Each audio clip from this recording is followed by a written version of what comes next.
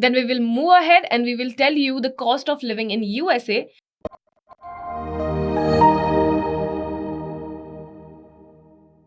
Through this video, I'm going to walk you through the A to Z of studying abroad. But first, let me walk you through the agenda for today's course.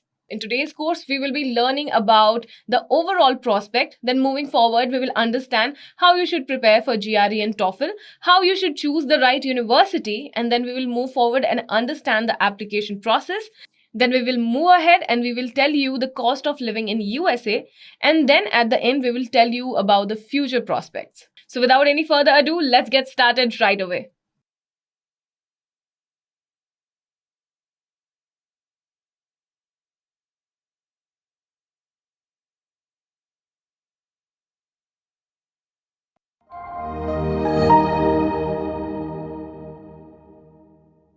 We all have heard about the advantages of studying abroad and earning an international degree. It can be a smart move towards your career prospects if you share the desire to earn a degree from foreign institution. Students find moving to a new country and experiencing a completely different atmosphere to be incredibly thrilling. But studying abroad may not be as simple as it first appears. It can be difficult to leave behind your familiar surroundings, loved ones, and home. However, there are countless benefits of studying abroad, and the advantages obviously outweigh the drawbacks here. You get everything from improved educational and research opportunities to lucrative professions and intellectual development. The fact that United States of America is one of the nations that receive the most foreign students worldwide is not surprising. International students frequently choose the United States as their country of study due to the quality of education offered by American university, the curriculum they use, and the nation's multicultural environment. Does that seem like something you might also like? Then this video is just for you. Through this video, I'm going to walk you through the A to Z of studying abroad. So before you start dreaming about your life in the USA, the very first thing you should keep in mind is that you have to research well. Research well about your preferred courses, university, location, and course content. This one is very important to have a better understanding of what exactly are you looking for and is the university providing you with what you're looking for. Research about opportunities, campus life, as well as employment prospect.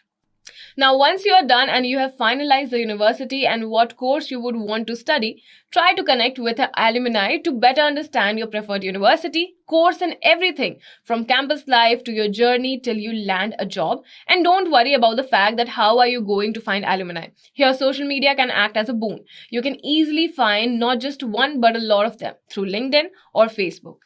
Now, your next step should be looking for a certified counselor. Having a counselor not only gives you a better picture about what you're looking for, but they also act as somebody who can boost your confidence and that you're working towards something in the right direction. As a starting point, bring your wish list and course preference with you to your session. To make sure that you and your prospective university and your field of study are best possible fit for each other, your counselor will work through all the major and minor details. Your counselor can support you with your university and course application and help improve your chances of acceptance. They can also advise on the application process. Now, a lot of country and the university ask for the language proficiency proof, especially countries like USA, and that is why it is important for you to prepare for IELTS. IELTS is an English language exam that is required to be taken by international candidates considering studying or working in a country where English is the main language of communication. Most popular countries where IELTS is accepted for university admission are UK, Australia, New Zealand, USA, and Canada. IELTS band requirement varies from 5.5 to 8 in USA. So always check what is required for your preferred university so that you can prepare for this exam accordingly. Now is the time for you to focus on the application part. After you have chosen your course and university, it's time to apply. Now here also your counselor can be a great help, but while applying there are certain things you should keep in mind. Take a look at the cost of the course. You have to be very clear with your research regarding loans and finance related rules. You should also consider looking at the scholarship eligibility. Find out what the university entry requirements are, especially you have to take a language test such as IELTS or TOEFL. Now start making your college application early as it's going to take a lot of time. Each application is different and involves collecting recommendation letters, writing essay, and other requirements. In order to skip the stress, you should start preparing it early to give it the time it requires. Ideally, you should start working on it having at least 12 months in hand. Now comes the time when you will have to be very patient. Once your application is received, the university or school will assess it thoroughly and notify you for the verdict. It can take up to few weeks or longer for, postgraduate levels. If your application is successfully selected, you will receive a letter of offer and an acceptance form. Before you accept the offer, go through it carefully with your counselor to check for any condition that may apply. If you are accepted for more than one course or university, your counselor will help you decide the best option for you. After accepting the letter of offer, the most important task is to apply for your student visa. Since each country has its own set of formalities to fulfill, you will have to start working on it as soon as you get your acceptance letter. Unless you have been offered on-campus accommodation, you will have to figure out where to live when studying abroad. You can look for rooms on rent, homestay, or find local host. The cost will vary from city to city. If you opt to rent an apartment, you will have to additionally pay for utility bills like electricity, internet, water usage, and also tenants insurance in some areas of housing. So depending upon your budget and how much you want to pay, look for a place before you land in a foreign country. Amid all the chaos and preparation, don't forget to book your flight tickets. While booking your flight tickets, always keep some time in your hand. This will give you the flexibility to make changes in the dates according to what suits your price range and save some more money. Now is the time you have been waiting for, and after all these things are done, you are off to fly to achieve your big dream of a better and brighter future. There will still be a lot of things you will have to take care of before you fly, including matters such as money exchange, insurance, accommodation, SIM card, opening a bank account, learning about country rules, culture, etc. etc. A lot that you need to do. Also, while packing, organize your stuff in such a way that it's easier for you to figure out what you need and where to look for it. But before we jump on to any other topic, let's understand the process to apply for the student visa.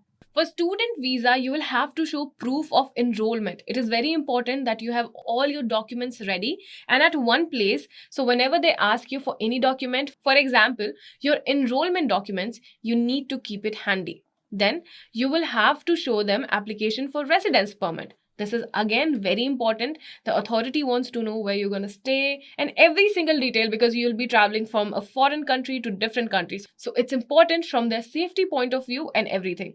Then you will have to show proof of linguistic proficiency if required. So as I previously mentioned that a lot of country and university ask for tests like GRE, IELTS and TOEFL. If it is required in that particular country or university you have applied for, it is important for you to have the proof for that as well. Okay.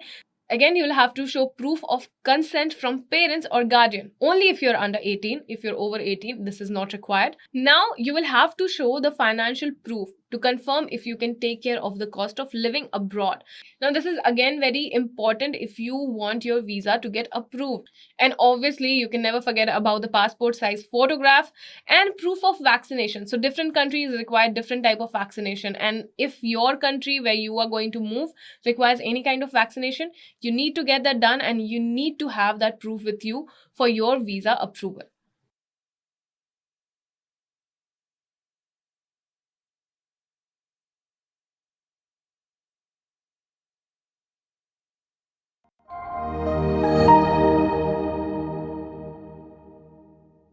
GRE test is one of the most popular entrance exam for university graduates pursuing master degree abroad. GRE exam are held several times a year and candidates can register to take the exam at their designated GRE testing center or in the safety of their home by choosing the GRE at home exam option. However, a candidate must have prescribed system requirement and a suitable testing environment to choose and take their GRE home test with an agent. The GRE General Test is one of the world's largest assessment program for graduate admission to business or law school and is accepted by thousands of colleges and universities worldwide. The GRE exam is a regular test that measures the overall academic performance of candidates seeking admission to graduate school. The GRE General Test candidates are judged on their analytical writing, quantitative skills, and verbal reasoning skills.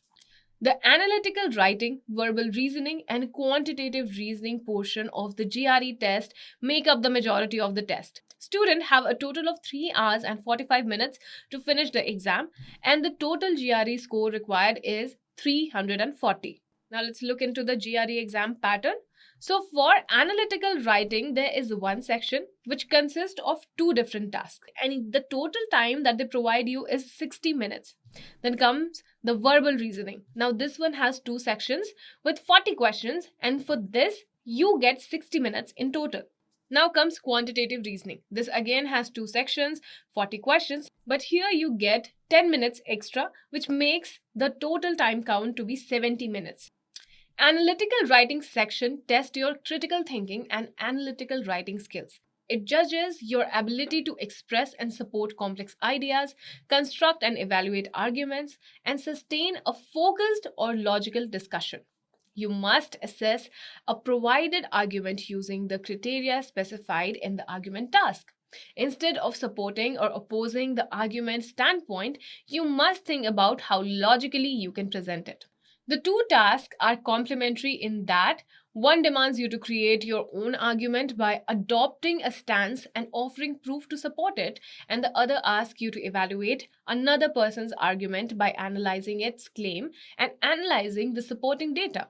So, the analytical writing syllabus includes how you express difficult concepts easily and successfully, then concept with relevant justification and examples. So here you have, as I already mentioned, that here you have to take stance and you have to justify whatever you're talking about or whatever somebody else is talking about. It depends on what kind of task you have been given. Okay.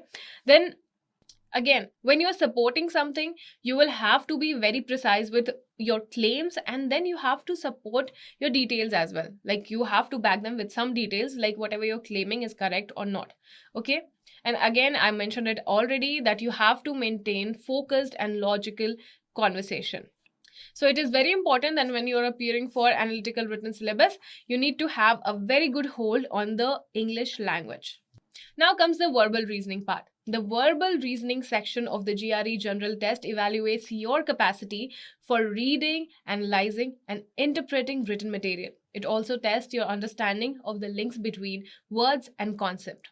Reading passages and responding to questions about them make up around half of the test. You must read, understand, and finish existing sentence, group of word, or paragraph for the remaining portion. So while giving you the overview of verbal reasoning syllabus, I mentioned that there are two parts.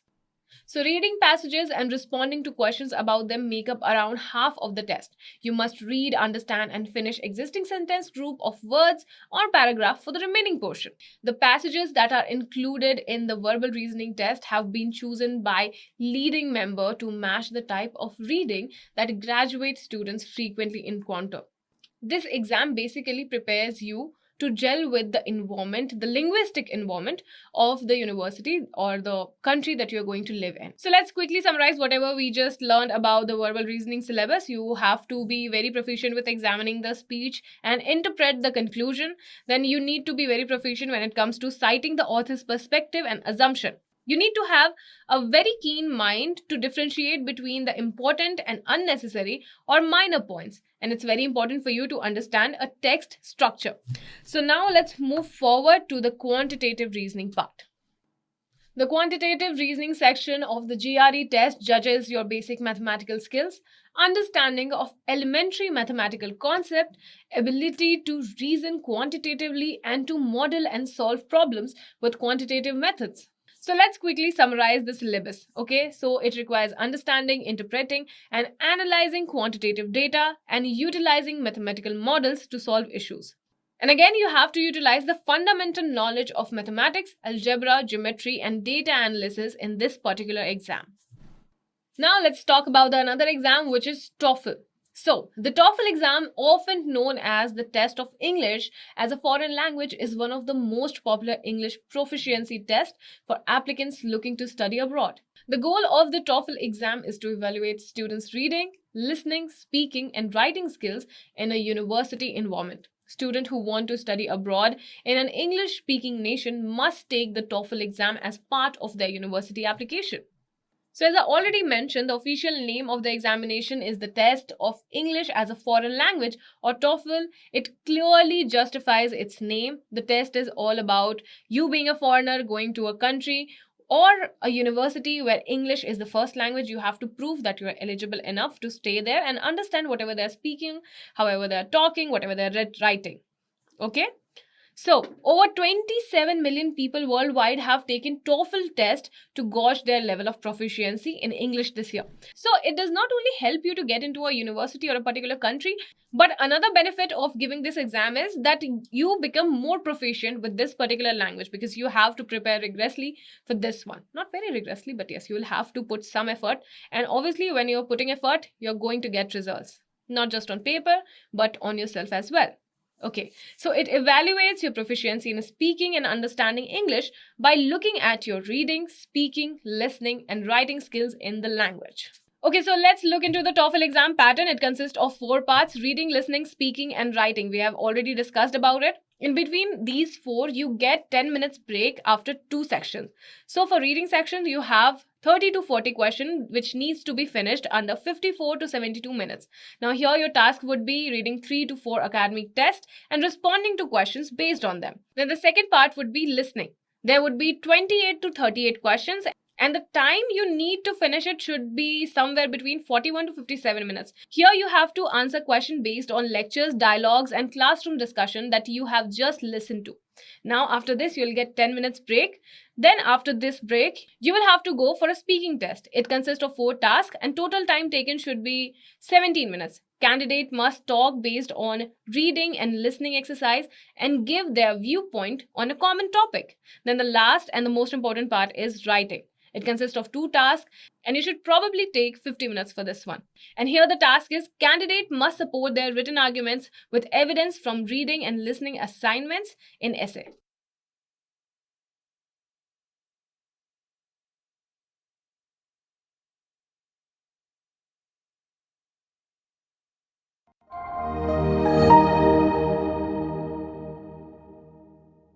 The US is considered the home of limitless opportunity, but this comes with the drawback that you will eventually have to make decisions. The number of US universities that grant undergraduate degree is around 4,500. Harvard, Stanford, and MIT are just a few of the prestigious universities that prospective overseas students daydream about on a regular basis. Assume you are one of them and you have made the decision to pursue your aspiration. With so many excellent possibilities available, how can one choose the ideal US universities?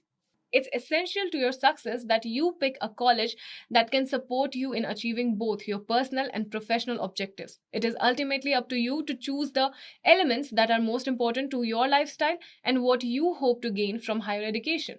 Following the discovery of these elements, you can make a short list of university and start your investigation. Start with choosing your subject wisely. Choosing your subject is very critical. It's important that you choose your subject wisely and don't follow what others says, as it's you who will be living abroad all alone and study that particular subject for 3 to 6 years. Now that you know what subject you want to study in US, you actually need to start searching. Finding US university that fit your interest can be done using university ranking and subject specific ranking. Additionally, keep in mind that only US universities that have received certification from the Student and Exchange Visitor Program are permitted to admit foreign students. Make a short list of the universities you are interested in and do extensive study on each one. Look at the course study material on university website, official materials, and even student forum for further insider advice. If possible, try to get in touch with former students. Their experience are significant because they can help you predict how your future might plan out. It's very important for you to explore the course content. Because they fail to review the course material before submitting their university application, many students are dissatisfied with their programs. Even if you truly enjoy the institution, overall, it's very important to give preference to your course content. You can always get in touch with the university directly if you are dissatisfied with the material you discover or simply want further data. After all, it's in the course that you actually spend your time studying, so it seems to reason that you'd want to find them engaging, both to make life more fun and to achieve higher academic results. Look into campus accommodation. Most international students find that moving to a new country to further their education is both thrilling and terrifying. Because of this, it's crucial to get a head start on your research and gather all the data you require in order to live responsibly during your academic year. The majority of US institutions provide housing on the student campus. That will be fantastic for you because you will likely share a kitchen with other students and have the chance to engage and get to know them quickly. It's very important to examine the economic aspect. You must conduct research to determine the cost of your studies at a US university and your financial capacity. If you discover that some of the US university you are considering are perhaps too pricey for you, that doesn't mean you have to strike them off your list. If you are well prepared and don't miss the deadline, the majority of US institutions provide financial aid package that you might take advantage of. Additionally, you can search for and apply for a variety of scholarships for study in the US, many of which are provided by particular university. Additionally, you have the option of getting a loan or working part-time to support yourself. You simply need to get started early and do your homework if you want to take advantage of the many chances available. It's very important to attend the virtual seminar. If you are fortunate enough, you might be able to travel to US and visit the universities in person to learn more about the one you are interested in. As an alternative, you might meet university officials during university fairs in a nearby city. Online communication might be particularly beneficial for overseas students. You need to attend online information session or virtual university fairs where you can speak with students and representatives of the university you are interested in without leaving your house. For each university you choose to apply to, you must double check all of these information. Making your idea a reality doesn't seem as difficult once you have a solid plan and concentrate on researching your finest possibilities.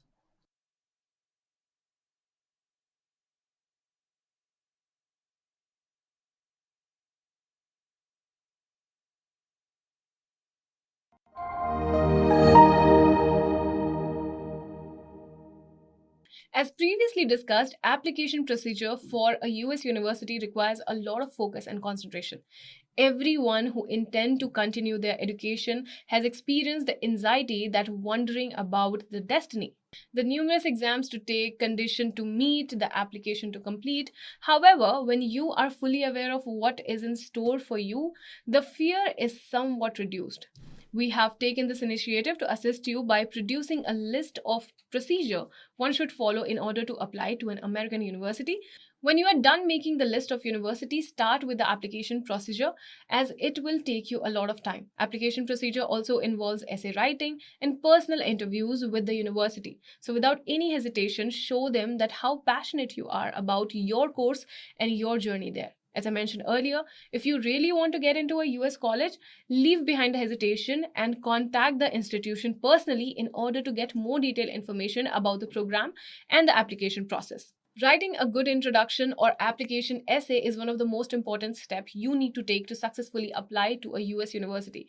This is your chance to show the university that you are interested in your field of study and willing to work hard to pursue your studies and career. Also, it is very important not to try to mimic anyone, but rather be your own self to stand out. So let's quickly summarize the application process. First, you need to make a list of colleges, then evaluate your application documents, then you have to prepare the recommendation letters, then check the language requirements, fill out application forms, and then you're ready to take the exam.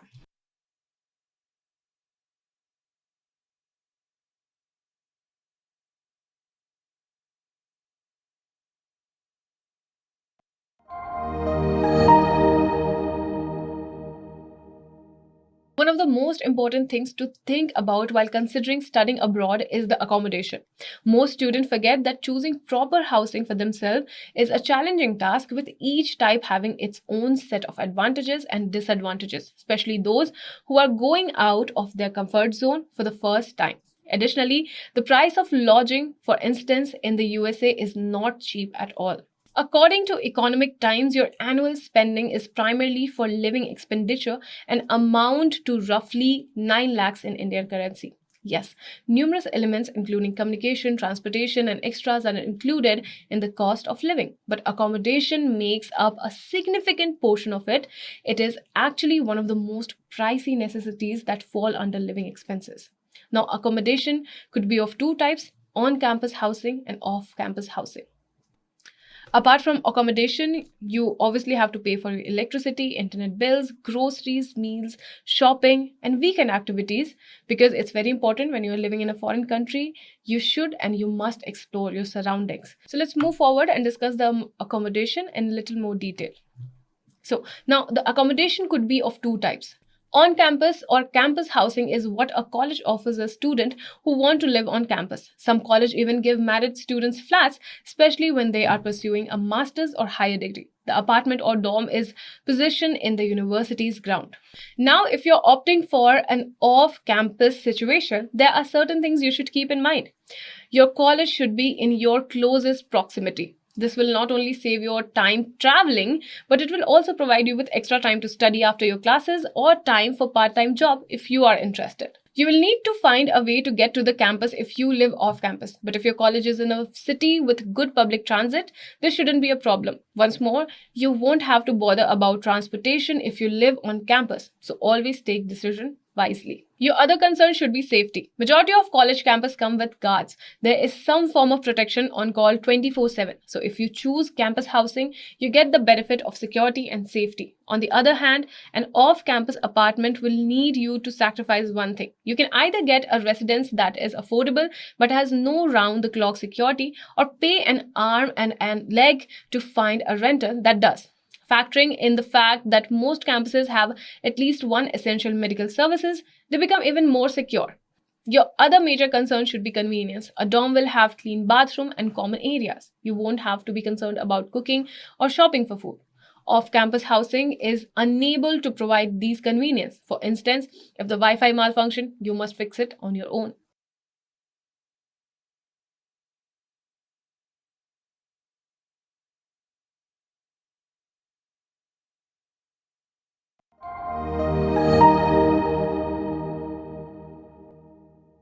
Humans have always been interested and anxious about the future, and for the majority of people, this thing never changes, even if they are good with grades, pass out from an Ivy University, or while living in a country that is full of opportunities. For example, USA. USA has always been referred to as the country of opportunity. The country provides a wide range of employment prospects to overseas students in various disciplines of employment because it is one of the top countries with a solid economic structure.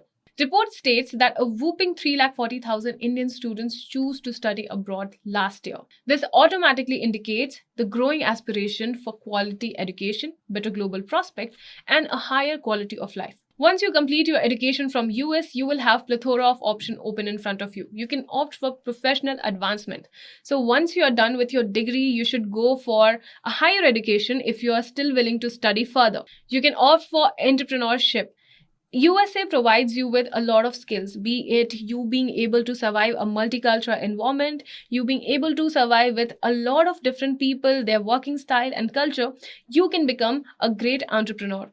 Be it USA or India, you can stay back there or you can come back to your country and use your potential skills to be a good business person here in your country. If you don't want to study further and if you are not interested in establishing a business, you can obviously opt for a salaried employment where you can go to your office and get yourself a paycheck at the end of every month.